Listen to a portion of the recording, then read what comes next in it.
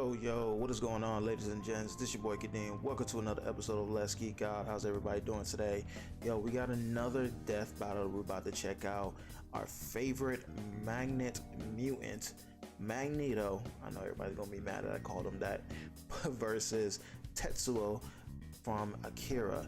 I probably butchered his name, but hey. Now, I don't know how this fight is gonna go. I really don't. I had judged Thor versus Vegeta in the last death battle, and I was very wrong. So, as a comic book fan, and I love X-Men, I'm probably gonna go with Magneto. Probably. But Tetsuo is a telekinetic, but Magneto is a whole lot more than just magnetism. But hey, let's just see how this plays out. I have no idea how this is going to go, but hey, I'm gonna say Magneto. I'm gonna say Magneto's gonna take it, hopefully. But without further ado, let's dive on in and see who comes out on top. All right, let's go. Magneto, Marvel's mutant master of magnetism. Yep. Tetsuo, Oh, I got it right. Tetsuo. These two maestros of kinesis have ignited revolution not just in their worlds, but also say, like, the very mediums they exist within. This is the thing. I've only watched the movie Akira. I've never read the manga. At least, was there a manga? I think there was a manga. I think there was. I only watched the movie. Short duration of modern civilization. Likely no conflict tested humanity more than the Second World War. In the primary Marvel 616 universe, this fact is no different. Especially Magneto got his powers. And their only son. You may know him as Magnus, Eric, or Max, but if you ask him, he'd say his true name is Magneto. As a Jewish child in Nazi Germany, Magneto's early life was, well, he had a lot of names. Traumatic. Even after Omega level, yep. Brotherhood of Evil Mutants, X-Men, Hellfire Club. It's like discrimination, Nazis, and wooden guns. Wait, what? Oh, wooden, right, because he can't control. Right, forgot. Burned his house down with his own daughter inside. Oh, wow. Actually, he snapped and killed them all. I don't blame him. I'd do that too. Too bad his wife didn't get it and ditched him, though. But that's when Magneto made a choice. Since humans hurt him his entire life, he'd do the same to them in the name of mutants everywhere. At first, Magneto turned to the telepathic powerhouse Charles Xavier and his fledgling team of heroes. But his new friend wasn't thrilled with the idea of, subjugating the human race. So, Magneto formed his own team of mutants, the Brotherhood. Magneto can telekinetically move, bend, and Magnekinesis, flight, magnetic barriers, energy manipulation, and absorption. Good lord. Himself when he manipulates his personal magnetic field for flight and energy barriers. Magnetic kinesis is far more versatile than it would appear at first glance. Yeah, I might go with Magneto on this one. I'm not gonna lie to you. Whole mountains are lined with metallic ore. The Earth itself is surrounded by a literal magnetic field. So many toys for Maggie to play with. He can detect magnetic fields at such a huge range. He can even pinpoint Earth's magnetic rays while Magneto's a whole menace, bro. Galaxy. And guess what? He was able to use those rays to pull himself back to Earth in a single day. His range is even more remarkable than that. Did you know that in 1820, physicist Hans Christian Ørsted discovered that electric currents, like those of electrons and protons and atoms, produce their own magnetic fields? Magneto can fine-tune his control to affect these very subatomic particles. Dummy here will illustrate particle with positively. Look, I always knew Magneto was like a beast. Like, I always knew his powers were like more than just basic magnetism. So what you're saying, yo, like, yank one of those out. Correct. It is ridiculous how strong he is. However, neutrons do not have a charge, and without the ability to adjust those to accommodate the change in atomic mass, the atom would become unstable and finally. What in the world? Do that. Magneto's violent protest against humankind clashed with Xavier's classic. Such a classic. Ideologies taught by Malcolm X and Dr. King, by whom Stan Lee and Jack Kirby were inspired. Magneto would spend most of his career pushing Xavier away. That makes a whole lot of sense. Which meant doing Why I never connect that? Thought, quite literally. Wow. And Baldy's mind powers are no joke. Ah, But I like thanks to that. Magneto's psionic repelling helmet, Professor X couldn't touch him. Magneto survived Cyclops' earth-splitting lasers, absorbed the power of the sun to battle Iron Man, ripped the adamantium skeleton out of Wolverine's body, and even taken on Hercules himself. You know, the Greek legend, Zero to Hero? The guy who held up the skies of Olympus for Atlas? That Hercules. Seems Wow. sensible. Magneto wants to use the Earth's magnetic field to overwhelm the Phoenix Force, which can effortlessly destroy planets, let alone far more. Hell, if he really wanted to, Magneto could totally just fling the Earth off its axis. It's entirely possible he may have eventually resorted to just that. Over time, it became clear Magneto's war was doing far more harm than good for his fellow mutants, however well-intentioned he may have been at first. Luckily, he later realized he was going a bit overboard and began reevaluating his perspective. Good for you, Mags. It's really tough to recognize when you're the baddie. It took time and patience not just from Magneto, but also from his peers. Yet eventually, his path was completely changed. He even became a leader for Xavier's X-Men. But don't let his new goody two-shoes ways fool you. Whenever yeah. there's a threat to mutants, you can bet Magneto will be there to annihilate it. Oh, yeah. Forever, by any means necessary. Over 30 years ago, a new type of bomb was set off over Tokyo, and 9 hours later, began the Third World War. Welcome to 2030, or 2019 if you're watching the anime. The buildings are taller, the motorcycles are cooler, and the future is brighter. Damn, this is gonna make me watch. This is gonna make me watch Akira again. I'm not gonna lie. Meet Shotaro Kaneda, who's like your textbook anime Chad. Gets the ladies, beats the baddies, and cops the sweetest rigs. Man, I need to get me one of those. And then there's the little brother of the group, Kaneda's best friend, Tetsuo Shima. He's, well... The exact opposite. A total wimp. As a kid, Tetsuo in his college thesis forehead got bullied for being the new kid at the orphanage. That's until Big Bro Kaneda came to the rescue. Eventually, the two went to vocational school together and formed the Capsules. But Tetsuo was never satisfied with Kaneda being the leader of the pack. Tetsuo desired more than anything to be top dog. Oh, I can just see that monkey's paw curling in my mind. Or that kid walking down the street. Shit! Tetsuo, watch out! You're gonna... That definitely should have killed him. But since it didn't, Tetsuo earned himself a ticket to military confinement. Turns out they had an under-the-table program for developing child superweapons. In the same program that backfired and jump-started the war, Tetsuo became Japan's Esper number 41. He may not have been a natural with bikes, baddies, Yo, or babes, it's been such a long time since I stuff watched this is movie. different. He walked out of that hospital ward effortlessly flying, reading minds, and blending people into strawberry jelly. Tetsuo got what he wanted. Power, along with the Tetsuo, hunger for more. yeah, he is a menace Hunger himself. used to only be satiated with drugs, and not just any gateway drug, pills so potent that a single gram of the stuff could kill you.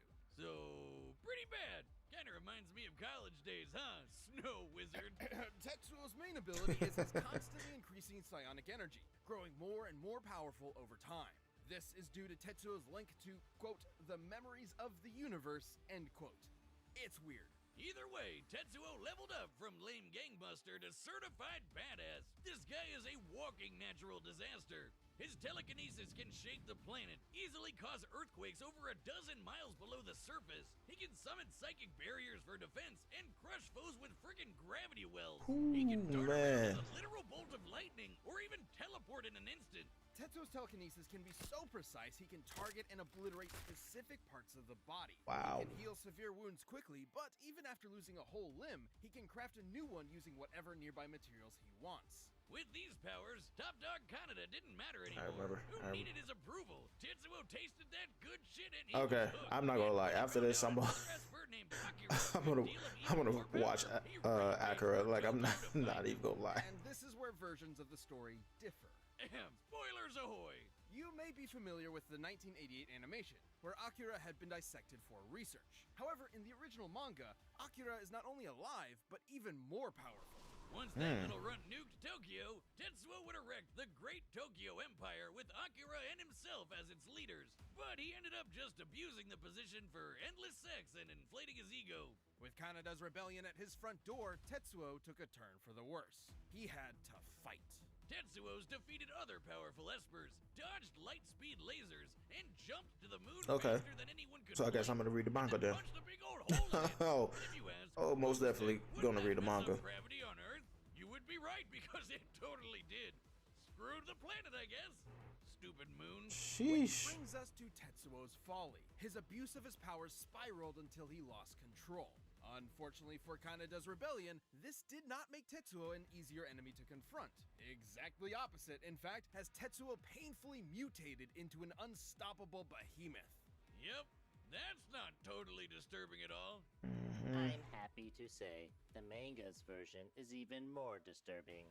I mean, I know babies can be monsters, but that's a whole nother level. It is pain Jesus. incarnate. I can relate.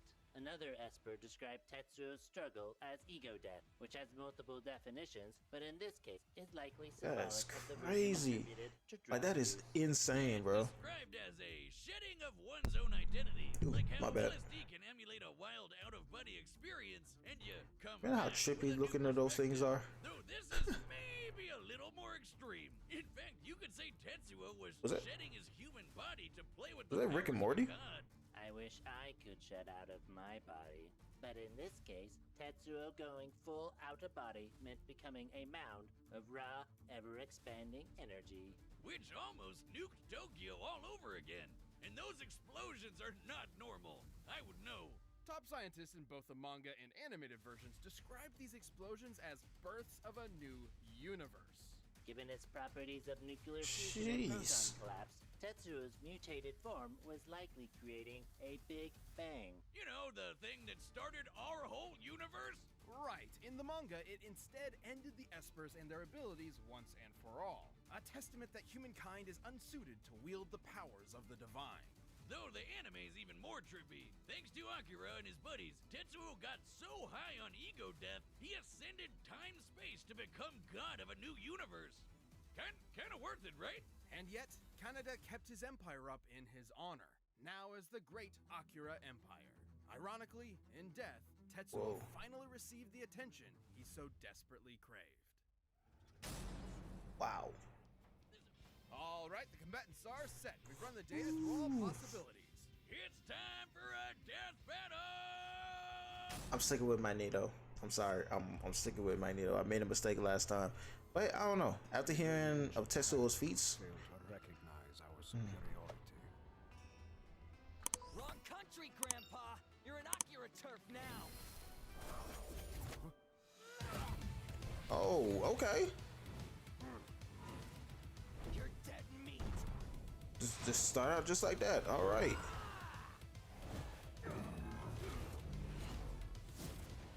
Impudent child! The hell are you calling child? You talking to I you? make the rules around here!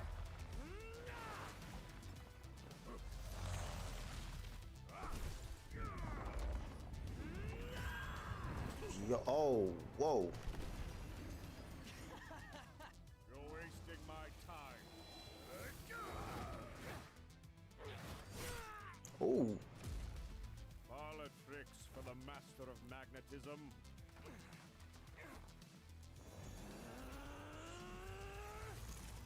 hey, yo.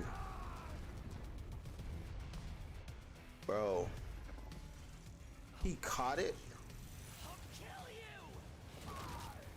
Oh. All right, he can't control the insides. Scumbag! Oh, yeah. Magneto might lose this.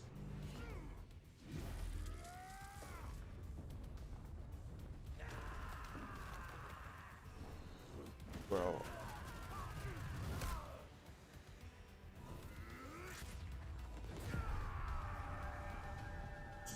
Yo.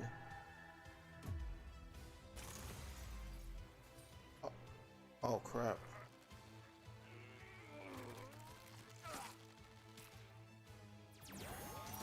I believe I've had enough tantrums to last a lifetime. Oh, snap. He lost control of his powers.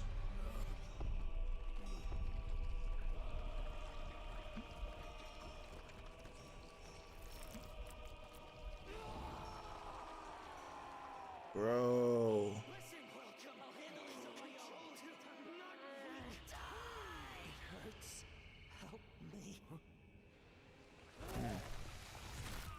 Yo. What endo?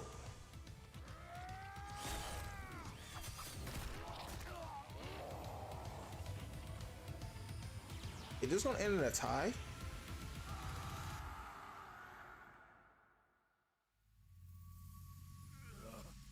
Poor child.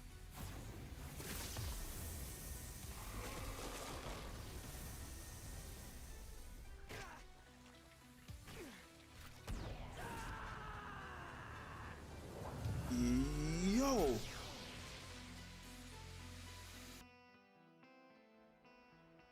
Thank you. Wow. You are welcome.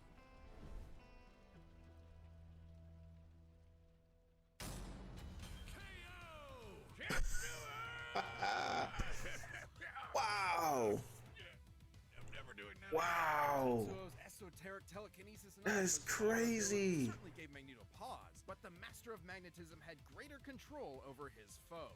The numbers don't lie. Yeah. Tetsuo cratering the moon was insane, but Magneto punched Iron Man with the force of the sun. And while Tetsuo jumped all the way to the moon, Magneto could move across galaxies. Against Wow. Tetsuo in his human form, Magneto obviously held a sizable advantage in power and speed. But stats aren't all that matters. With his precise telekinesis, Tetsuo could just target Magneto's organs. GG, right? Yes, but Magneto had similar skills.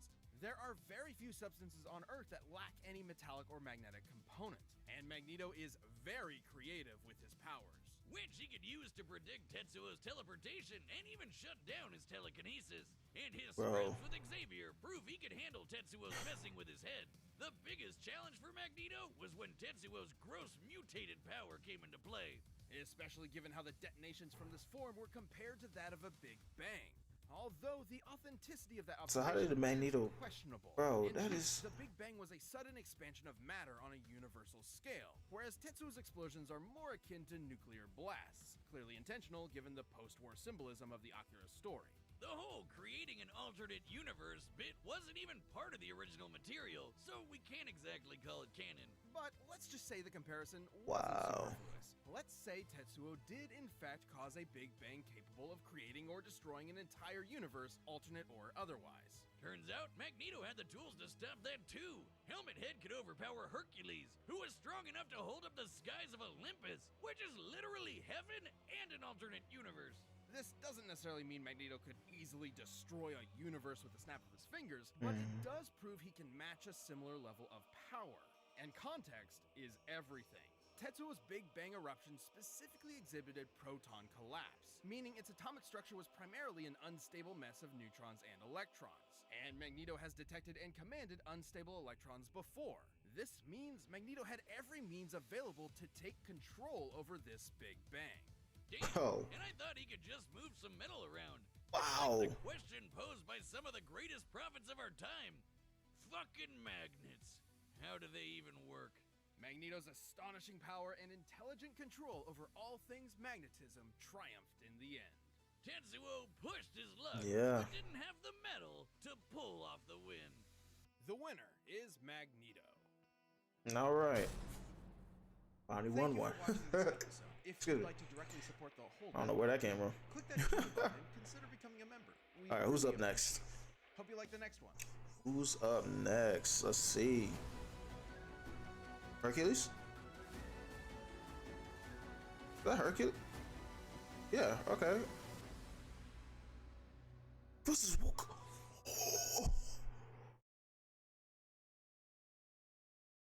And that, ladies and gentlemen, is the fight. Yo, I'm just happy I won that one. I ain't gonna lie to you. I'm very happy. I don't care. I'm happy I won that one.